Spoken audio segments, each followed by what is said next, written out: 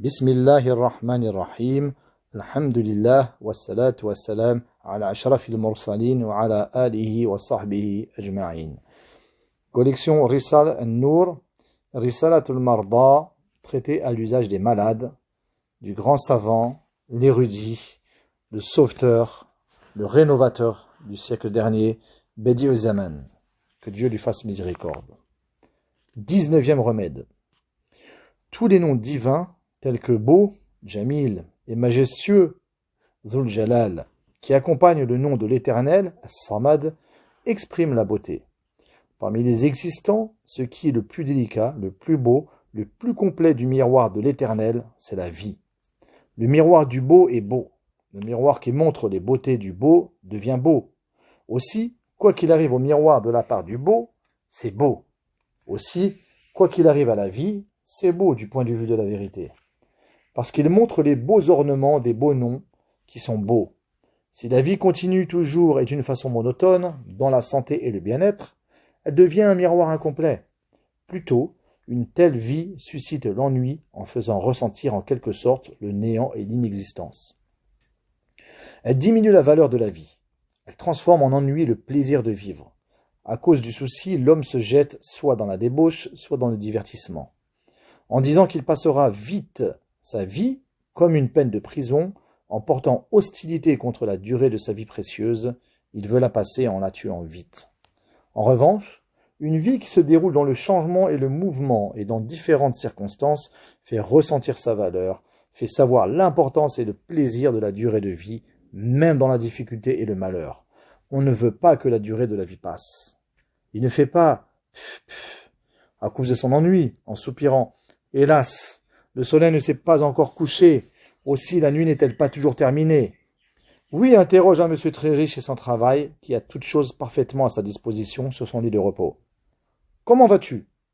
Sans doute, tu entendras de lui des paroles pathétiques, telles que « Hélas, le temps ne passe pas. Viens, allons jouer au tric-trac ou trouvons un jeu pour passer le temps. » Ou bien tu entendras des plaintes venant d'un homme d'un espoir trop étendu, telles que « Cette chose me manque, si je faisais ce travail-là. » Demande à quelqu'un qui a subi un malheur ou bien à un malheureux ouvrier qui est dans une situation difficile ou pauvre, « Comment vas-tu » S'il est raisonnable, il dira « Dieu merci, alhamdulillah, je vais bien, je travaille. Si le soleil ne se couchait pas tôt, j'aurais terminé ce travail, le temps passe vite, la durée de la vie ne s'arrête pas, elle s'en va. En fait, je me fatigue, mais cela passera aussi, tout passe très vite. » En le disant, il fait connaître son passage rapide avec regret et combien la vie est précieuse. Donc, il comprend le plaisir du passage de la vie et la valeur de la vie avec fatigue et travail. Quant au repos et à la santé, ils rendent amère la vie et l'homme désire son passage. Ô frères, ô sœurs malades, comme il est bien prouvé avec certitude en détail dans d'autres traités, sache que l'origine et le ferment des malheurs, des calamités et même des péchés, c'est le néant. Il est le mal et l'obscurité. Étant donné que les situations monotones, telles que le repos, la chute, l'arrêt et la stagnation sont proches du néant, en faisant ressentir l'obscurité dans le néant, elles causent de l'ennui. Quant au mouvement et au changement, c'est l'existence. Ils font ressentir l'existence. Or, l'existence, c'est le pur bien, la lumière. Puisque telle est la vérité, la maladie est envoyée dans ton corps comme un invité pour beaucoup de devoirs. Invité qui purifie la précieuse vie, la fortifie, la fait progresser, fait tourner autour du membre malade les autres membres de ton corps et fait voir les reflets des noms différents du sage artiste. Si Dieu le veut, Inch'Allah, elle partira en finissant vite son devoir et elle dira à la santé « Viens prendre ma place pour toujours. Travaille ici, la maison est à toi. Bon séjour. » 20e remède. Ô malade, toi qui recherches un remède à ta maladie. La maladie se divise en deux sortes, une sorte réelle et une autre imaginaire.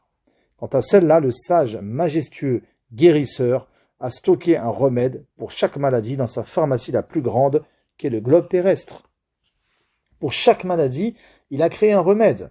Ces remèdes nécessitent des afflictions. Pour le traitement, prendre des médicaments et les utiliser, c'est permis.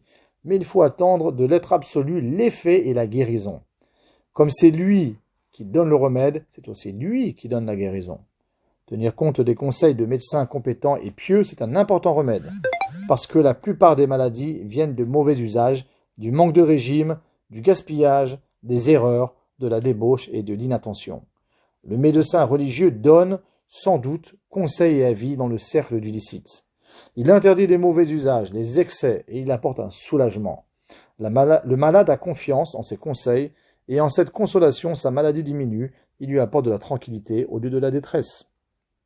Quant à la maladie imaginaire, son remède le plus efficace, c'est ne pas lui donner d'importance. Plus on lui en donne, plus elle enfle et elle se développe. Si on ne lui donne pas d'importance, elle diminue et s'en va. Par exemple, plus l'homme irrite les abeilles, plus elles s'amassent autour de sa tête. Si l'homme ne leur donne pas d'importance, elles s'en vont. Aussi, plus tu donnes d'importance à l'image qui vient d'une corde, qui semble à tes yeux bouger dans l'obscurité, plus elle grandit.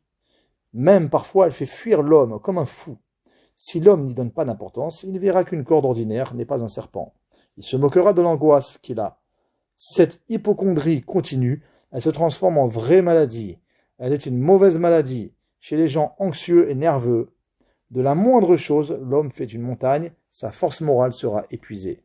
Particulièrement s'il rencontre des demi-médecins, sans piété, ou bien des docteurs inhumains, ceci provoque plus ses chimères. S'il est riche, sa richesse partira, sinon, il perdra soit la raison, soit la santé.